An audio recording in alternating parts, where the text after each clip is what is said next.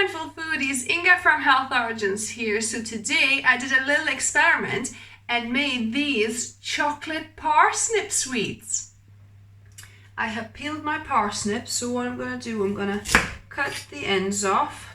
I'm going to cut it into kind of two, about, halfway. And, I'm going to cut this thicker part, because I'm going to cut this into, more pieces than the bottom bit.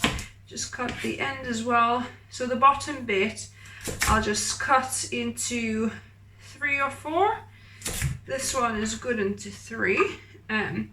This thicker part, you could cut into maybe 6 pieces altogether or so, just to try and keep the pieces of more uniform size like that.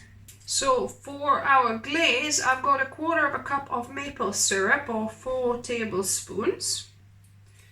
Then I'm gonna use 1/4 teaspoon of ginger powder and 1/2 teaspoon of cinnamon powder here.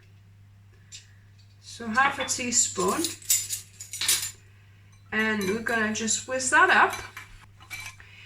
And now I'm gonna pour this on my prepared parsnips. And we're gonna need to shake this up to coat these evenly. So it's best to do it in an airtight container that you can close and give it a good shake. So I'm gonna put this lid on and coat these well. Turn them upside down as well. Make sure it's all evenly coated. There we go. And I've got my baking tin here. So it's a non-stick baking tin. If yours is not a non-stick, then you might want to coat it with parchment paper. Line it with parchment paper, that is. So I'm going to just place my parsnip pieces in there. So I've placed those all on, and if you've got any liquid left, just pour it onto the parsnips.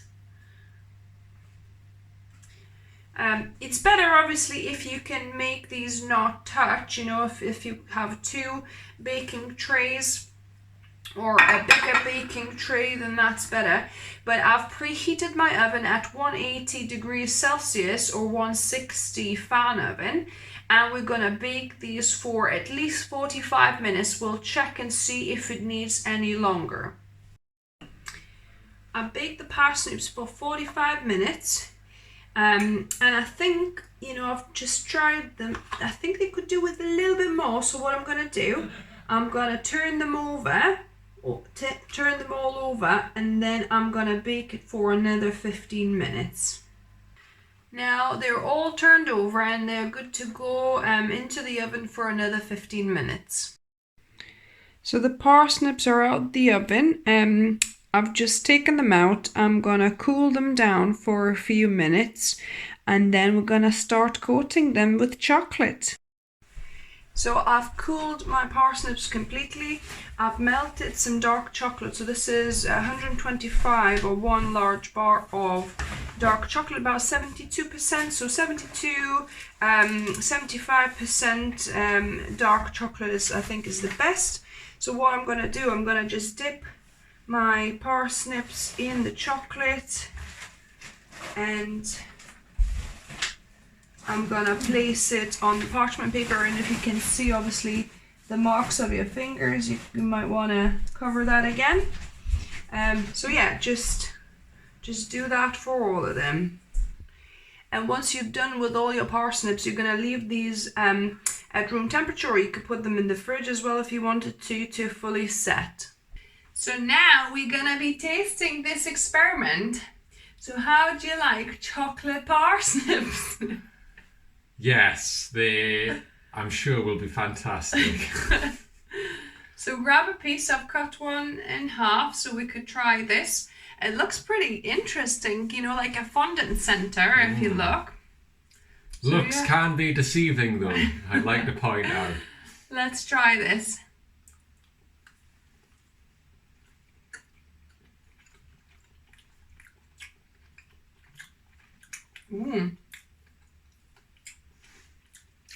Wow. That's almost like jelly. Like, yeah, it's kind of like a chocolate covered kind of Turkish delight almost. soft kind of center. What? I did not expect that. I was expecting root vegetable covered in chocolate. But that could pass as jelly covered in chocolate. Jelly. Parsnip jelly, huh? Let me try some more. No. I've got plans for these babies. So have I. So yeah, guys, this experiment absolutely worked. Yeah, so interesting. You'll surprise your friends and family. You maybe don't even tell them. Just give them some chocolates to try and see their reaction. So yeah, but no, they are nice. They are nice. They are good. If you like this video, give us a thumbs up.